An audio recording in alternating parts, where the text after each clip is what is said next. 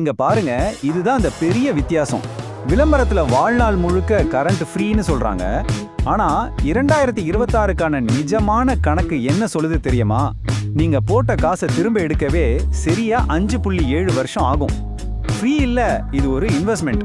ஆனா நம்ம வீட்டு மாடியில ஒரு பெரிய பிரச்சனை இருக்குமே. என்னது? ஆமா, அந்த தண்ணி டேங்க் இல்லனா டிஷ் ஆண்டனா.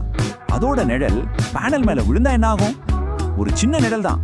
ஆனா அது அந்த ஒரு பேனலை மட்டும் இல்ல, அதோட கனெக்ட் பண்ணிருக்கிற ஒரு மொத்த பேனல் லைனே ஆஃப் பண்ணிடும். Hello everyone, welcome to Connect and Build. Sit back, relax and enjoy the video. Let's get started.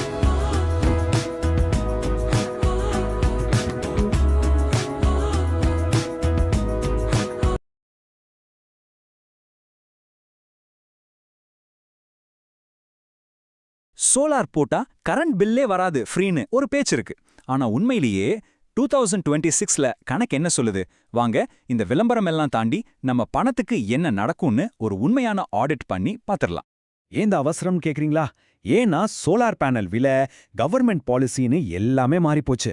அதனால முன்னாடி போட்ட கணக்கெல்லாம் இப்போ செல்லாது. அதனால தான் சொல்றோம், எந்த கான்ட்ராக்ட்லயும் நீங்க கையெழுத்து போடுறதுக்கு முன்னாடி இந்த முழு உண்மையும் நீங்க தெரிஞ்சுக்கணும். இங்க பாருங்க, இதுதான் அந்த பெரிய வித்தியாசம். விளம்பரத்துல வாழ்நாள் முழுக்க கரண்ட் ஃப்ரீன்னு சொல்றாங்க. ஆனா 2026க்கான நிஜமான கணக்கு என்ன சொல்லுது தெரியுமா? நீங்க போட்ட காசை திரும்ப எடுக்கவே சரியா 5.7 வருஷம் ஆகும். ஃப்ரீ இல்ல, இது ஒரு இன்வெஸ்ட்மெண்ட். சரி, தமிழ்நாட்டுல ஏன் சோலார் இவ்ளோ முக்கியமா பேசப்படுது? இதுக்கு நாம முதல்ல நம்ம ஈபி பில்லையே புரிஞ்சுக்கணும். ஏன்னா அங்கதான் ஒரு பெரிய சிக்கல் ஒளிஞ்சிருக்கு. அதுதான் டாங்கெட்கோவோட 500 யூனிட் பொறி. நம்ம ஈபி பில் சிஸ்டம் எப்படி வேலை செய்யுதுன்னா, அது ஒரு டெலஸ்கோபிக் சிஸ்டம். அதாவது நீங்க யூனிட் ஏத்த ஒரு யூனிட்டோட விலையும் ராக்கெட் வேகத்துல ஏறும்.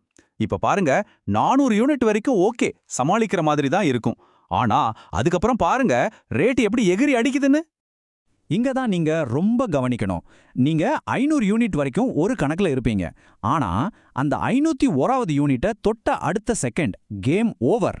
உங்க மொத்த பில்லும் எகிரிடும். ஏன்னா அது வரைக்கும் கிடைச்சிருந்த அந்த கம்மி ரேட் சலுகையெல்லாம் போயிடும். இதுதான் அந்த பொறி. அப்போ இதுக்கு என்னதாங்க தீர்வு?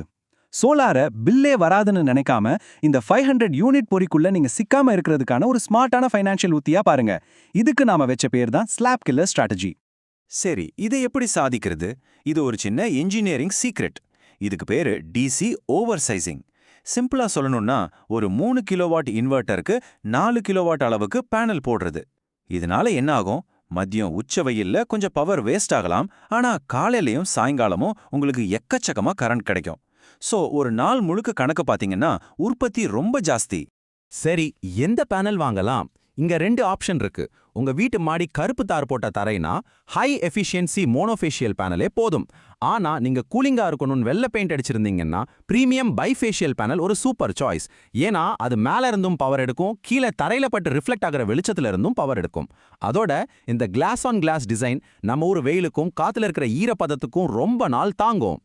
ஆனா நம்ம வீட்டு மாடியில ஒரு பெரிய பிரச்சனை இருக்குமே. என்னது? ஆமா, அந்த தண்ணி டேங்க் இல்லனா டிஷ் ஆண்டனா. அதோட நிழல் பேனல் மேல விழுந்தா என்ன ஆகும்? ஒரு சின்ன நிழல் தான். ஆனா அது அந்த ஒரு பேனலை மட்டும் இல்ல, அதோட கனெக்ட் பண்ணிருக்கிற ஒரு மொத்த பேனல் லைனே ஆஃப் பண்ணிடும். ஐயோ, அப்போ என்ன பண்றது?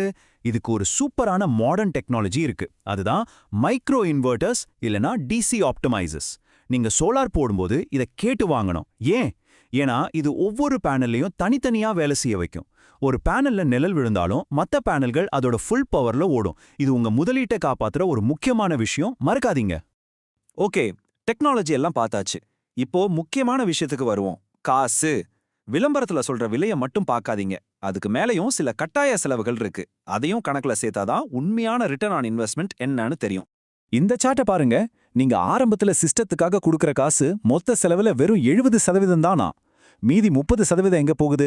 வருஷம் கட்ட வேண்டிய ஏஎம்சி, இன்சூரன்ஸ், அப்புறம் சில வருஷம் கழிச்சு இன்வெர்ட்டரை மாத்த வேண்டிய செலவுன்னு இருக்கு. சோ மொத்த செலவு வேற, ஆரம்ப விலை வேற. உங்க சோலார் சிஸ்டமோட 25 வருஷ வாழ்க்கை எப்படி இருக்கும்னு இந்த டைம்லைன்ல பார்க்கலாம். முதல்ல முதலீடு பண்றீங்க.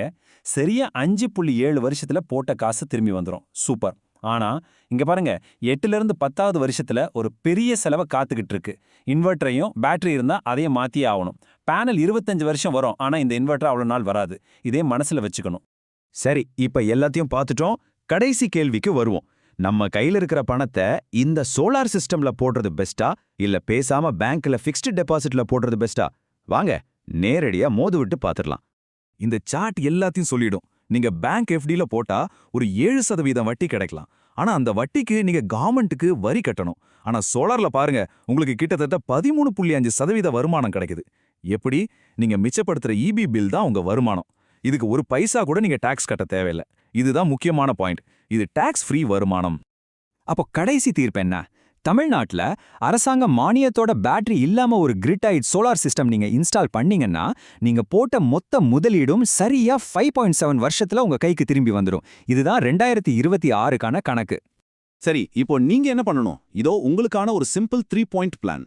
நம்பர் 1, உங்க இபி பில்லை எடுத்து பாருங்க. தொடர்ந்து 500 யூனிட்டுக்கு மேல போகுதா? அப்போ யோசிக்கவே யோசிக்காதீங்க, உடனே சோலார் போடுங்க. நம்பர் 2, உங்க மொட்டை மாடியை செக் பண்ணுங்க. தண்ணி டேங்க் நிழல் மாதிரி ஏதாவது பிரச்சனை இருந்தா கண்டிப்பா மைக்ரோ இன்வெர்ட்டர் கேட்டு வாங்குங்க.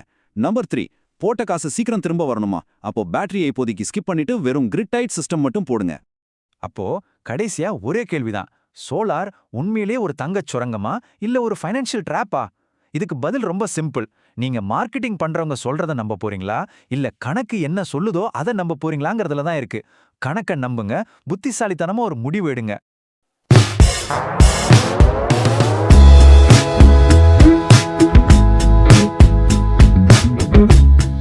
Like, share, and subscribe to Connect and Build.